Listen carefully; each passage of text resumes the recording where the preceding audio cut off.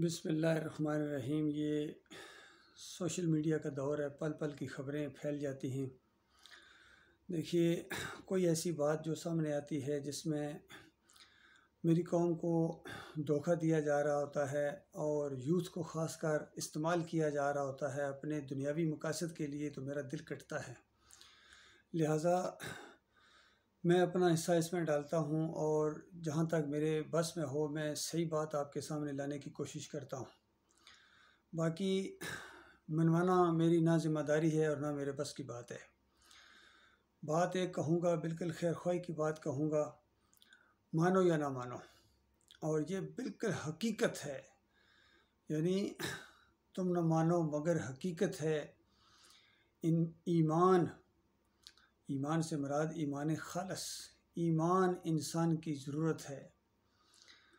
ईमानदारों की महफ़िल में बैठकर देखो ज़िंदगी कितनी खूबसूरत है।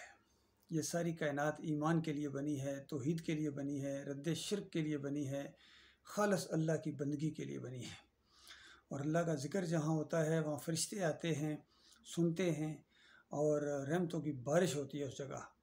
और जिस जगह अल्लाह की नाफरमानी हो और अल्लाह के साथ बगावत हो, वहाँ अल्लाह की लानत बरसती है।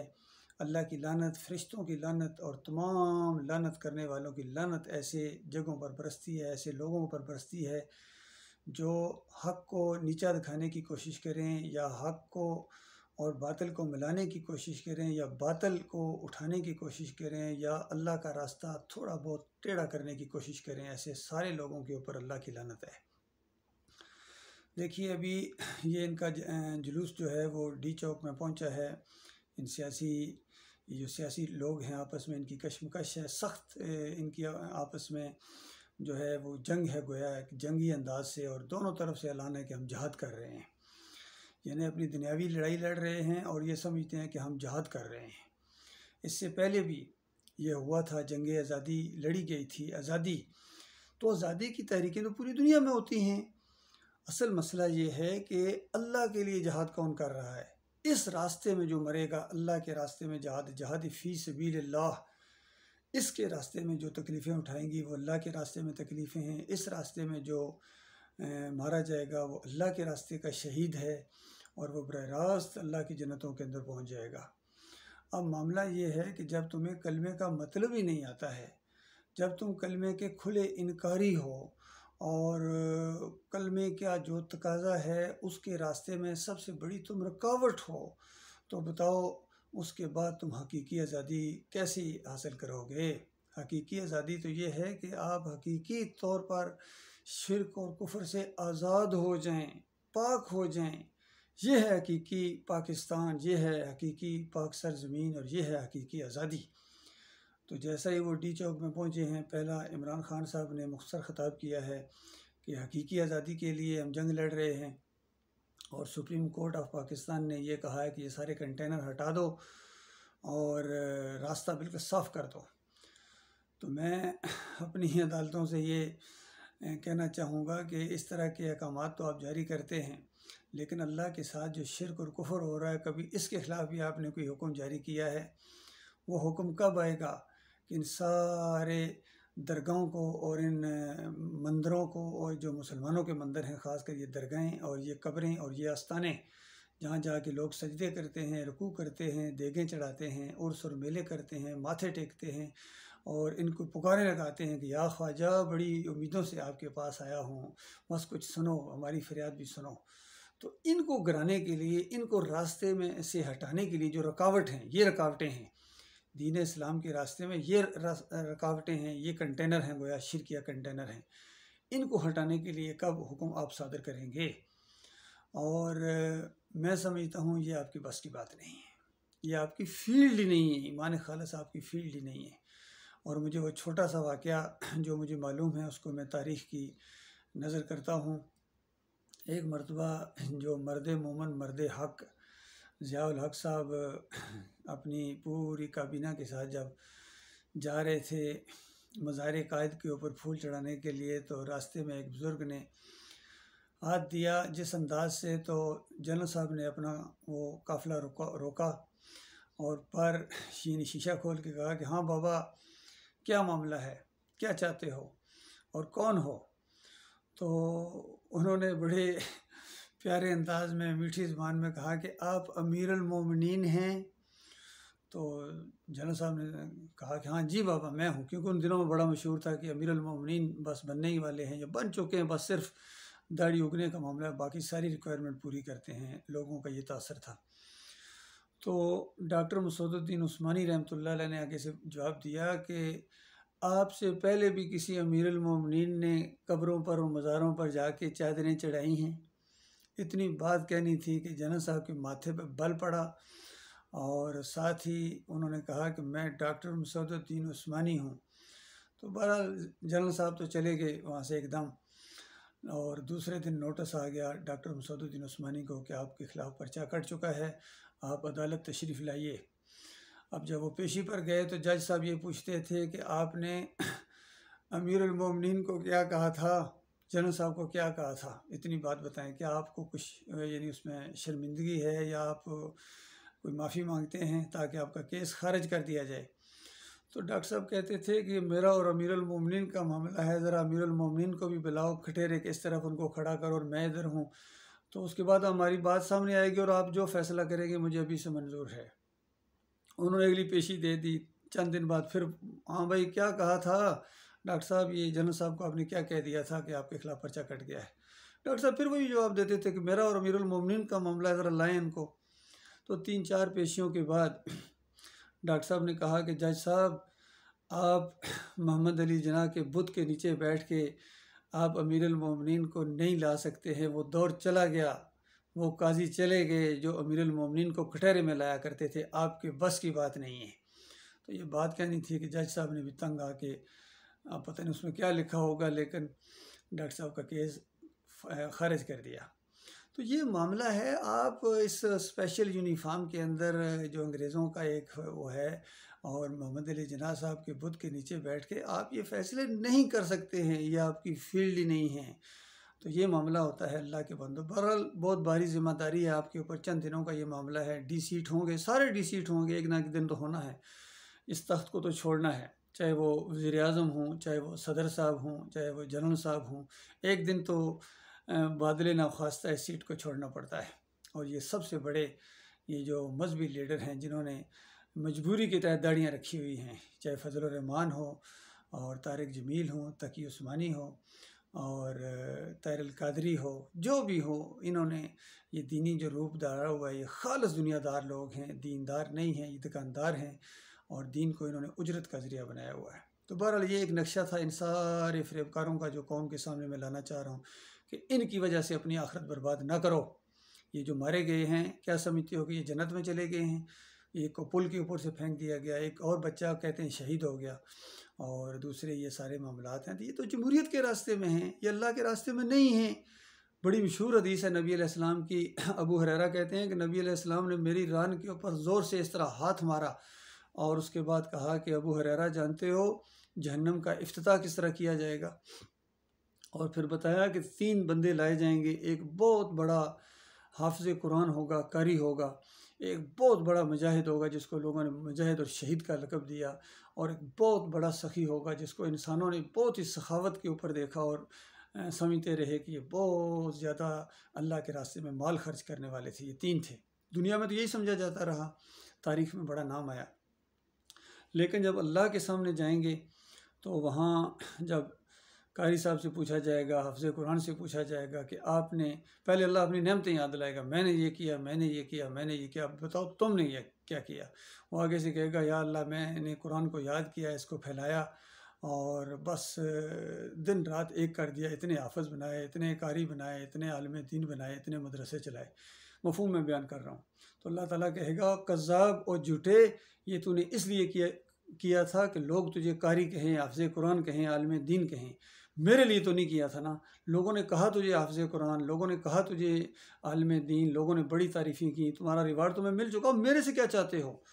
तो उसके बाद उसको उठा के जहन्नम के अंदर फेंका जाएगा। फिर एक बहुत बड़े शहीद से इसी तरह सवाल होगा। अल्लाह अपनी नेमतें याद दिलाने के बाद कहेगा तुमने किया कि, उसने कहा या अल्लाह मैंने जंगें लड़ी, ये किया, वो किया, ताकि मैंने जान दे दी। और अल्लाह ताला कहेगा कज़्ज़ाब। सारे फरिश्ते उसी वक्त कहेंगे कज़्ज़ाब, ये तो तूने इसलिए कहा था कि लोग तुझे बड़ा बहादुर कहें, लोग तुझे बड़ा जवां मर्द कहें, मुजाहिद कहें। लोगों ने कह दिया, वो मेरे से क्या चाहते हो, उठा के इसको जहन्नम के अंदर फेंको फरिश्ता। और तीसरा, जो दाएं से बाएं से आगे से पीछे से हर तरफ माल खर्च करता था, मदरसे बनवाता था, खिदमत खलक के काम करता था, बेवाओं के यतीमों का रखवाला था अकेला, और बोरियों के मुंह खोल देता था खैरात के लिए, हज उम्रे के भिजवाने के लिए, सब कुछ काम करने के लिए। तो इस तरह उसको भी अल्लाह ताला अपनी नेमतें याद दिलाने के बाद कहेगा, वो तूने क्या किया मेरे लिए। तो इस तरह सारी बातें वो गिनवाएगा और अल्लाह कहेगा, कज़्ज़ाब, ये इस वजह से तूने किया था कि लोग तुझे सखी कहें, लोगों ने कहा तुझे, तेरी सखावत मशहूर हुई, तू तारीख़ के अंदर लिखा गया, लोगों ने बड़ी तारीफ़ की, और मेरे से क्या चाहता है, मेरे लिए कुछ भी नहीं तुमने किया। तो इस तरह उसको भी इन तीनों को उठा के जहन्नम की आग के अंदर डाला जाएगा। और अबू हुरैरा कहते हैं कि नबी अलैहिस्सलाम ने मेरी रान के ऊपर ज़ोर से हाथ मार कर कहा कि अबू हुरैरा, जहन्नम का इफ्तिताह इनसे किया जाएगा। अल्लाह के बंदो, गौर करो, ये सब कुछ जो तुम कर रहे हो, ये खालस आपकी दुनियादारी है।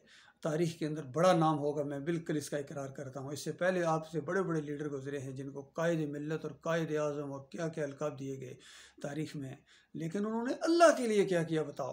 बाकी किसी कौम के लिए कुछ करना, मुसलमानों के लिए कुछ करना जो बराए नाम मुसलमान है और शिर्क के अंदर डूबे हुए हैं, शिर्क की बात ना करना, इनकी निशानदेही ना करना, और इनको बल्कि उल्टी थपकी देना कि हाँ वाकई तो मुसलमान हो।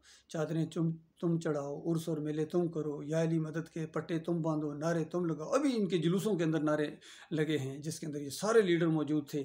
उसमें ये नारा हैदरी, या अली मदद, और या रसूल अल्लाह, और नारा रसालत, या रसूल अल्लाह मदद, ये पुकारें लगी हैं। और बज़ाते ख़ुद जमहूरियत का ये निज़ाम एक मुशरकाना निज़ाम है। इसकी हमायत में, इसको कायम करने के लिए ये जो आप इकट्ठे हो रहे हैं, ये अल्लाह का रास्ता तो नहीं है। तो उसके बाद जो मरता जाएगा कहाँ जाएगा, इससे पहले कहाँ चले गए। ये और बात कि तुम ये बात सुनने के लिए तैयार नहीं हो, लेकिन यही बात सुनाऊंगा, यही तुम्हारी खैर ख्वाही है, यही तुम्हारी खैर ख्वाही है, इसके अलावा कोई खैर ख्वाही नहीं है। अब ज़रा पहले जिस तरह मैंने आपको बताया कि इमरान खान साहब का बयान आया, उन्होंने फ़रेब दिया कि हकीकी आज़ादी का मामला है। उसके बाद इनके मोहम्मद अली ख़ान, बड़े मुकर्रर, जोश वाले मुकर्रर हैं, वो भी इसी तरीके से कहते हैं कि ये हुसैनी काफ़िला है। ये हुसैनी काफ़िला नहीं है, ये शैतानी काफ़िला है। हुसैन रज़ी अल्लाह तआला से आपका क्या तल्लुक़। वो अल्लाह के मुखलिस बंदे थे, वो अल्लाह के ऊपर ईमान लाते थे, वो मज़ारों के ऊपर सजदे नहीं करते थे। उन्होंने इतनी मुसीबत देखी लेकिन एक वक्त मरतबा भी नहीं कहा या अली मदद। और आपकी रगों का खून है, आपका सलाम या अली मदद है, आपकी रगों का खून है, आपके पट्ठों के अंदर और आपकी हड्डियों के अंदर ये चीज़ दी हुई है। तो आपका हुसैन रज़ी अल्लाह तआला से क्या तल्लुक़। उन्होंने, वो ईमानदार मुखलिस मोमिन थे। तो इस तरह फ़रेब न दो कौम को, घोड़े को पूजने वालों और 10 मुहर्रम की सबीलें लगाने वालों और हलीम गोटने वालों, आपका क्या तल्लुक़ इब्राहीम अपने हुसैन रज़ी अल्लाह तआला से। ये बिल्कुल वही बात है जिस तरह मुशरिकीन मक्का कहते थे कि हम इब्राहीम अलैहिस्सलाम के साथ हमारा तल्लुक़ है। और अल्लाह ताला ने बिल्कुल ज़ोर दे के कहा कि तुम्हारा इब्राहीम अलैहिस्सलाम से कोई तल्लुक़ नहीं है, वो यकसू मुस्लिम थे और तुम खालिस मुशरिक हो। और हाँ, इब्राहीम अलैहिस्सलाम के साथ अगर किसी का तल्लुक़ है तो हमारे ये नबी हैं और इनके साथी हैं। बिल्कुल इसी तरीके से हुसैन रज़ी अल्लाह तआला से, अली रज़ी अल्लाह तआला से इन लोगों का कोई तल्लुक़ नहीं है। ये वहाँ उनको पूजते हैं, पूजने वालों का कोई तल्लुक़ नहीं है। अगर सही मानों में उनके कोई साथी हैं, उनके भाई हैं, उनके हम अक़ीदा हैं, वो हम लोग हैं। हम अल्लाह को मदद के लिए पुकारते हैं, हम अल्लाह के अलावा किसी से नहीं डरते हैं, हम अल्लाह के अलावा किसी की नज़र न्याज नहीं करते हैं। तो हम ज़्यादा मुस्तहिक़ हैं कि हम हुसैन रज़ी अल्लाह तआला के साथी हैं, हम उनके रास्ते के ऊपर हैं, अली रज़ी के रास्ते पे हम सब इंशाअल्लाह हम अक़ीदा लोग इंशाअल्लाह जन्नत में होंगे। अल्लाह ताला अपने बंदों के ऊपर रहमत की बारिश करेगा, लेकिन किसी शिर्क करने वाले के लिए कोई सिफारिश तक ना कर सकेगा। उसके बाद एक और इनके बड़े जो शीले मुकर्रर हैं वो आप ख़ुद सुनिए और इनकी बात के ऊपर मैं इसके बाद तबसरा करूँगा इंशाअल्लाह। महबूब की, नामूस की, इंसानियत की, खैर की आवाज़ इमरान खान ने उठाई। और इमरान खान की लासवाल की आदत, मर्द बहरान, मर्द कलंदर ने पाकिस्तानियों के दिल कैसे जीते। क्योंकि जब जिससे राजी हो तो लोगों के दिलों में मोहब्बत डालता है। तो ये पाकिस्तानी कौम पर रब का एहसान है कि इमरान खान को इस मुल्क के लिए बतौर लीडर और उम्मा के लिए और फिर इंसानियत के लिए ऐसी आवाज बना दिया जिसको लोग सुनते हैं। तो अब सिर्फ और सिर्फ आपको ये बताना है कि आज डी चौक में आप भरपूर तरीके से शामिल हो। तमाम माएँ बहनें, बुजुर्ग, जवान, बच्चे, आप निकलें और बताएं दुनिया को कि हम आजाद खुद मुख्तार रियासत है, हम किसी के आगे सर नहीं झुका। इसमें जो नुक्ते की बात है वो ये है कि एक हदीस का हवाला दिया है, इन्होंने इशारा किया है, या शायद ये जानते हैं या नहीं जानते हैं कि अल्लाह ताला जब किसी से मोहब्बत करता है तो जिब्रील अलैहिस्सलाम को बुला के कहता है कि मैं फ़लाँ इब्ने फ़लाँ से मोहब्बत करता हूँ, तुम भी इससे मोहब्बत करो। और जिब्रील अलैहिस्सलाम ये ऐलान कर देते हैं सारे फ़रिश्तों के अंदर जितने फ़रिश्ते हैं कि अल्लाह ताला फ़लाँ से मोहब्बत करता है, तुम सब उससे मोहब्बत करो। और सब फ़रिश्ते उससे मोहब्बत करते हैं और फिर ये मोहब्बत दुनिया वालों के दिलों के अंदर भी डाल दी जाती है। इसी तरह अल्लाह ताला जब ये किसी से नफ़रत करता है तो जिब्रील अलैहिस्सलाम को बुला के कहता है कि मैं फ़लाँ इब्ने फ़लाँ से नफ़रत करता हूँ, तुम भी इससे नफ़रत करो। और वो जिब्रील अलैहिस्सलाम नफ़रत करते हैं और फिर सारे फ़रिश्तों के अंदर ऐलान कर दिया जाता है और वो सारे फ़रिश्ते उस बंदे से नफ़रत करते हैं और फिर ये नफ़रत दुनिया वालों के दिलों के अंदर भी डाल दी जाती है। और इस वजह से ये आफरीदी साहब कह रहे हैं, शेर यार आफरीदी साहब कह रहे हैं कि इमरान ख़ान से अल्लाह मोहब्बत करता है। ये बहुत बड़ा फ्रॉड है, बहुत बड़ी खुद फरेबी है। अल्लाह के बंदों और मज़ारों के सामने सजदे करने वालों से अल्लाह कभी मोहब्बत नहीं करता है। पटे बांधने वाले या अली मदद के मैंने खुद अपनी आँखों से देखा है, उनसे अल्लाह कभी मोहब्बत नहीं करता है। मुशरिकाना निज़ाम को कायम करने के लिए, इस्लाम का रास्ता रोकने के लिए, ये जो जमहूरियत का निज़ाम है, इसका निज़ाम कायम करने के लिए जिसमें अवाम की खुदाई है, इससे अल्लाह मोहब्बत करता है। तो बताओ फिर नबी अलैहिस्सलाम सहाबा इकराम से अल्लाह ताला क्या करता? वो तो इसके ख़िलाफ़ थे, उनका मामला तो मुख्तलिफ था। उन्होंने तो तौहीद की दावत उठाई थी, उन्होंने तो रद्द शिर्क किया था, उन्होंने तो मारें खाई थी। क्या वो जुलूस लेकर आए थे इस तरह वो मक्के के अंदर जुलूस लेके आओ, सारी ख़वातीन आ जाओ, बच्चे लेके आ जाओ कि हम अबू जहल के इक़्तिदार को नहीं मानते हैं, ये चोर और डाकू है, हमें इक़्तिदार दे दो? क्या ये तरीका उनका था? हरगिज़ नहीं था। नबी अलैहिस्सलाम ने ये तौहीद की दावत उठाई थी। इसकी खातिर बिलाल रज़ी अल्लाह तआला अन्हु अहद अहद पुकारते थे। सुहेब रज़ी अल्लाह तआला को अंगारों के ऊपर लटाया जाता था, घसीटा जाता था, बच्चों को तकलीफ़ दी जाती थी, ख़वातीन को नेज़ा मार के शहीद कर दिया अबू जहल ने। बताओ क्या कहती थी? एक वो मूर्ति उसके सामने रखता था कि देखो ये हुबल की मूर्ति है, इसकी तरफ थोड़ा सा तो मुस्कुरा के देख लो, थोड़ा सा नरमी का अंदाज, उसने थूक दिया तो अबू जहल ने ऐसी सज़ा दी कि उसके तस्वर से भी रोंगटे खड़े हो जाते हैं कि इंसान किसी इंसान को इतनी सज़ा दे सकता है। उसने दोनों पाँव दो ऊँटों के साथ बांधे और एक मुखालफ से मत उसने उनको हंका दिया तो पूरा जिस्म चीर गया। उससे पहले वो बेईमान उस जालिम ने उसकी शर्मगाह के ऊपर बरछा मारा।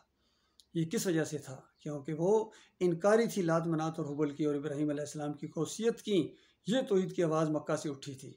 ये है वो आवाज़ जिसके ऊपर इकट्ठे हुए थे लोग, सिसकते हुए लोग, और कोई बड़ा बहुत नौजवान, ज़्यादातर नौजवान थे, बिल्कुल चंद उंगलियों के ऊपर गिनने वाले ऐसे लोग थे जो उम्र में कुछ नबी अलैहिस्सलाम से थोड़े बड़े हों, लेकिन अदब और एहतराम का उनका ये मामला था। अगर कोई पूछे कि आप नबी अलैहिस्सलाम से बड़े हैं, वो कहते नहीं भाई, बड़े तो नबी अलैहिस्सलाम हैं, हम 2-3 साल पहले पैदा हो गए थे। ये मोहब्बत का एक अंदाज़ था उनका सहाबा का नबी अलैहिस्सलाम से।